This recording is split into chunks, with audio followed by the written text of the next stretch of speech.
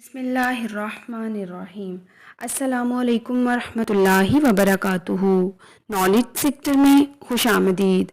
آج ہم نفس کے بارے میں مختصر جانیں گے۔ نفس بذات خود ہے کیا؟ نفس کے بارے میں جاننا اس لیے بھی ضروری ہے کیونکہ عام طور پر لوگ نفس کو بھی شیطان کی طرح صرف برائی کے زمرے میں شمار کرتے ہیں۔ عام عوام کی نظر میں نفس ایک ہی چیز کا نام ہے، حالانکہ نفس کی 3 اقسام ہوتی ہیں۔ نفس دراصل ذہن کی ان خاصیتوں کا نام ہے جو کہ انسان کو ثواب کی طرف بھی مائل کرتی ہیں اور گناہ کی طرف بھی مائل کرتی ہے، گناہ پر پچھتاوا بھی کراتی ہے اور گناہ پر ڈٹائی بھی کراتی ہے، ثواب پر مطمئن بھی کرتی ہے اور ثواب کے لیے کی گئی مشقت سے دل برداشتہ بھی کرتی ہے۔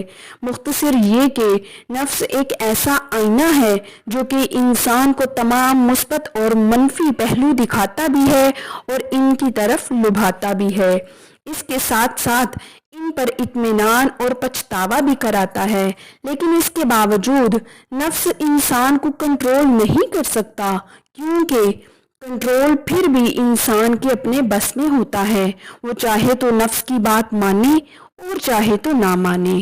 اب ہم کرتے ہیں نفس کے درجات کی بات، یعنی نفس کی 3 اقسام: نفس امارہ، نفس لوامہ اور نفس مطمئنہ۔ نفس امارہ کی اگر بات کریں تو یہ وہ نفس ہے جو انسان کو برائی کی طرف رغبت دیتا ہے، یعنی برائی کی طرف مائل کرتا ہے۔ نفس لوامہ وہ نفس جو گناہ گار کو گناہ کے بعد ملامت کر کے یعنی پچھتاوا کراتا ہے اور توبہ کی طرف راغب کرتا ہے۔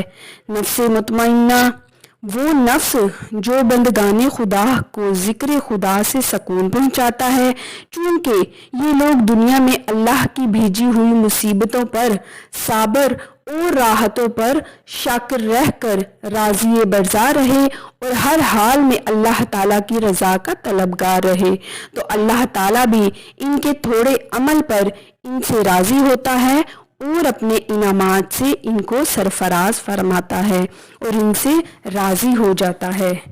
سبحان اللہ۔ یہ ہے آج کا ہمارا بیسک ٹاپک، جو نفس امارہ کی، نفس لوامہ کی، نفس مطمئنہ کی ڈیٹیل۔